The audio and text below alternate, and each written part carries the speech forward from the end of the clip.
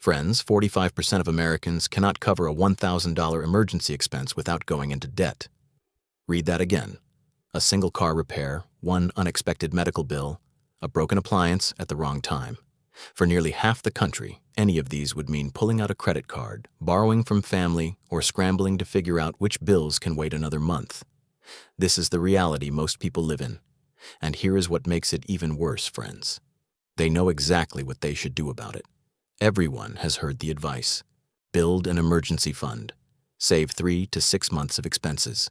Put something away for a rainy day. The guidance is everywhere. Yet according to the most recent Federal Reserve data, only 55% of American adults have set aside enough money to cover 3 months of expenses. 30%, nearly a third of the adult population, said they could not cover 3 months of expenses by any means. Selling assets, borrowing from family, draining retirement accounts, none of it would be enough. The standard financial advice frames cash reserves as protection against emergencies, insurance against the unexpected, a safety net for when things go wrong. That framing is accurate, but incomplete, friends.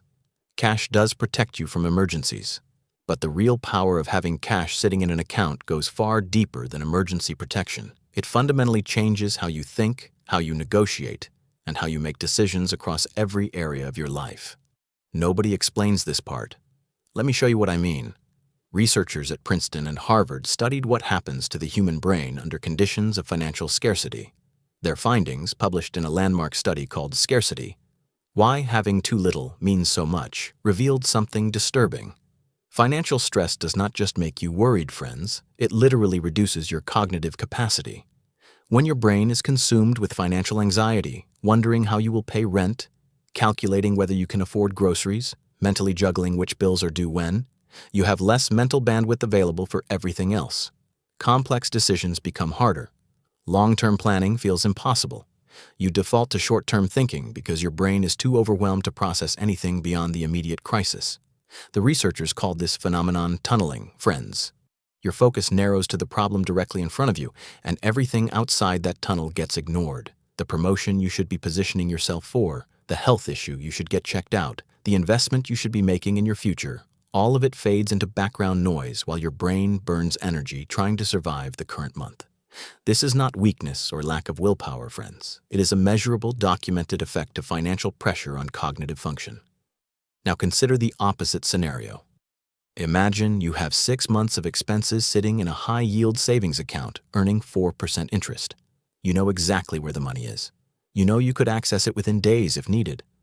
That knowledge does not disappear when you go to work, when you are negotiating a raise, or when you are deciding whether to take a calculated risk. That cushion of cash does something profound to your psychology. It removes the constant background hum of financial anxiety. It frees up mental bandwidth for strategic thinking, creative problem-solving, and long-term planning. It lets you operate from a position of security rather than desperation. This psychological shift affects every decision you make, often in ways you do not consciously recognize. Consider how cash changes your relationship with your employer, friends. The average duration of unemployment in the United States right now is approximately 23 weeks, nearly 6 months from job loss to new employment. That is the average. Many people take longer. If you are in your 50s, if you work in a specialized field, if you are changing industries, the timeline stretches further.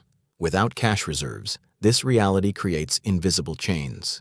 You stay in a toxic job because you cannot afford the gap between paychecks. You tolerate a manager who undermines you because the alternative feels too risky. You accept below-market compensation because the idea of job searching while unemployed terrifies you more than being underpaid. Think about 2 people in identical roles at the same company. Friends. Same title, same responsibilities, same manager. One has 8 months of expenses saved. The other is living paycheck to paycheck. When annual reviews come around, both ask for raises. The person with savings can afford to be patient. They can push back on the initial offer, cite market rates, request. Another conversation. If the company refuses, they can start job searching without panic, waiting for the right opportunity rather than grabbing the first one. The person without savings operates from a completely different psychology. Every negotiation carries the weight of potential disaster. Pushing too hard feels dangerous. The ask becomes smaller. The acceptance comes faster. The settling happens almost automatically. Over a 10-year career, the difference in outcomes between these two people, identical in skills, experience, and work ethic, could easily reach six figures in cumulative earnings. The cash cushion pays for itself many times over purely through the negotiating confidence it provides. Cash reserves invert the power dynamic, friends. When you know you could survive 6 months without income, every conversation with your employer changes. Salary negotiations feel less desperate because walking away is actually viable. You push back on unreasonable demands because losing this particular job would not destroy you. You take calculated risks, speaking up in meetings, proposing bold ideas, disagreeing with leadership when appropriate, because financial ruin is not hiding behind every misstep. You might never actually need to quit. The point is that you could, and that knowledge radiates through everything you do. The negotiating power of cash extends far beyond employment, friends. Researchers at UC San Diego analyzed millions of home transactions and discovered something remarkable. All cash home buyers pay an average of 10% less than buyers who need mortgage financing. In 2025, that discount reached 9% across the broader market, up from 4% just 4 years earlier. Think about what that means at current home prices. The median home in America costs roughly $410,000. A 9% cash discount translates to nearly $37,000 in savings. That is not a coupon or a special deal, friends. It is the premium sellers charge for the uncertainty of dealing with financed buyers. Why do sellers accept less money from cash buyers? Certainty, speed, reduced risk. Mortgage transactions fail roughly 5 to 6% of the time. The buyer's financing falls through. The appraisal comes in low. Insurance complications arise at the last minute. Each of these scenarios forces the seller back to square one, relisting the property, scheduling new showings, waiting for another offer that might also collapse. Cash eliminates these variables. The buyer either has the money or they do not. No bank approval required, no appraisal anxiety. Closing happens in days rather than weeks. For sellers who have already purchased their next home, who are paying carrying costs on an empty property, or who simply want the process finished, this reliability is worth accepting less money. To be clear, most people cannot pay cash for a home, friends. The point is that having cash fundamentally changes your negotiating position across countless transactions.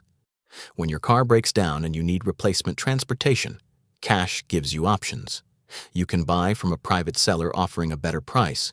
You can negotiate without worrying about financing approval. You can walk away from a bad deal because you are not desperate for whatever terms a dealer offers. When you are renting an apartment, landlords notice when someone can pay several months up front. When you are hiring contractors for home repairs, cash payments sometimes unlock discounts they would not offer otherwise. When you are negotiating with any creditor, your position improves dramatically when you are not borrowing from them. Cash is leverage, friends, and leverage compounds across hundreds of small interactions throughout your life. But there is another dimension that rarely gets discussed. People without cash pay what economists call a poverty premium, a hidden tax on financial instability that makes everything more expensive. Consider the mechanics of daily life without a financial cushion, friends. You cannot buy in bulk when items go on sale because you do not have the cash for larger upfront purchases, so you pay more per unit week after week. You cannot pay annual insurance premiums, which typically offer 5 to 15% discounts over monthly payments, so you pay the higher monthly rate, effectively a fee for not having cash available. You cannot maintain your car proactively, replacing tires before they are bald, fixing small issues before they become catastrophic. So minor problems become emergency repairs at emergency prices. You cannot shop around because time pressure dominates every decision. You need the thing now. You cannot wait for a sale or compare prices across vendors. You cannot take advantage of employer benefits that require upfront investment, contributing enough to get the full 401k match using flexible spending accounts. The guaranteed returns sit there unclaimed because you cannot afford the cash flow disruption. Add these premiums together, and the annual cost of being broke easily reaches thousands of dollars, friends. The less money you have, the more you pay for the same goods and services. Cash reserves eliminate the poverty premium entirely. When you have money available, you can optimize every purchase for value rather than urgency. The emergency fund does not just protect against emergencies, it stops the daily bleeding that most people do not even realize is happening. Here is another angle that almost never gets mentioned, friends. Cash is not just protection against bad things happening, it is the ability to capture good things when they appear. Opportunities rarely arrive on a convenient schedule. The perfect job opening happens when it happens. The investment chance comes when the market crashes, not when your portfolio is ready. The business opportunity needs capital now, not 6 months from now when you have saved up. Without cash reserves, you miss these windows constantly. The stock market drops 30% and everyone with cash is buying at historic discounts. You are sitting on the sidelines because you have nothing to deploy. 2 years later, the market has recovered and those buyers have locked in massive gains while you watched. A friend offers you a chance to invest in their business at favorable terms. The opportunity is genuine. The numbers make sense. You cannot participate because you have no capital available. A piece of real estate comes available below market value because the seller needs to close quickly. You cannot move fast enough. The property goes to someone who could. These moments happen throughout life, friends. Most people experience them as frustrations, things they wish they could do but cannot. People with cash reserves experience them as options, things they can choose to pursue based on actual merit rather than financial constraint. Over a lifetime, the difference between missing opportunities and capturing them creates enormous gaps in outcomes. But here's the part that most financial advice completely misses, friends. Cash does not just give you negotiating power in explicit transactions. It gives you the ability to think clearly about every decision, including decisions where no one is sitting across the table from you. Consider how financial stress affects major life choices. Should you go back to school for additional credentials? Without cash reserves, the analysis gets distorted, friends. The upfront costs loom larger. The period of reduced income feels more threatening. The long-term benefits get discounted because your brain is struggling to process anything beyond the immediate strain. Should you leave a relationship that is not working? Financial entanglement makes this harder than it should be. Shared leases, combined expenses, the cost of starting over a loan, all of these factors carry extra weight when you have no financial cushion. Should you move to a new city with better opportunities? The logistics become paralyzing when you cannot afford the gap between selling your old life and establishing your new one. In each case, the correct decision gets clouded by financial fear. Friends. You end up making choices based on short-term financial constraints rather than long-term life satisfaction. And over time, these distorted decisions compound into a life that feels smaller than it should be. Cash removes the financial fear from the equation. It lets you evaluate decisions based on their actual merits, career trajectory, relationship health, life opportunity, rather than filtering everything through the lens of can I afford the risk. So how do you actually build this cash cushion, friends? The standard recommendation is 3 to 6 months of expenses. For someone spending $5,000 monthly, that is $15,000 to $30,000. The range sounds enormous until you realize it is simply the product of consistent behavior over time. Start with a specific target. Calculate your actual monthly expenses: rent or mortgage, utilities, food, transportation, insurance, minimum debt payments. Multiply by 3. That is your initial goal. 6 months comes later. Build automatically, friends. Set up a recurring transfer from checking to savings on the same day your paycheck hits. The amount matters less than the consistency. $200 per month becomes $2,400 per year. $500 monthly becomes $6,000 annually. The numbers add up faster than you expect when the behavior is automated. Put the money somewhere it can grow. High-yield savings accounts currently offer rates around 4 to 5% APY, more than 10 times the national average of 0.39%. On $20,000, that is roughly $800 to $1,000 in annual interest rather than $78. The money is still liquid, still accessible within days, still FDIC insured up to $250,000. You are just getting paid for holding it. Make the money slightly inconvenient to access, friends. This is not about hiding it from yourself. It is about adding just enough friction that impulsive spending becomes less likely. A separate bank from your checking account with no linked debit card accomplishes this beautifully. When you want the money, you can get it. You just have to initiate a transfer and wait a day or two. That delay stops most frivolous withdrawals before they happen. Define what counts as an emergency versus what does not. Friends. A genuine emergency threatens your health, housing, or employment. A great sale on something you want is not an emergency. Being bored or stressed is not an emergency. A new restaurant opening nearby? Not an emergency. Clear definitions prevent the slow erosion of funds through death by 1,000 rationalizations. The progression of financial security looks something like this, friends. First, you stop the bleeding. Build $1,000 to $2,000 in immediately accessible cash.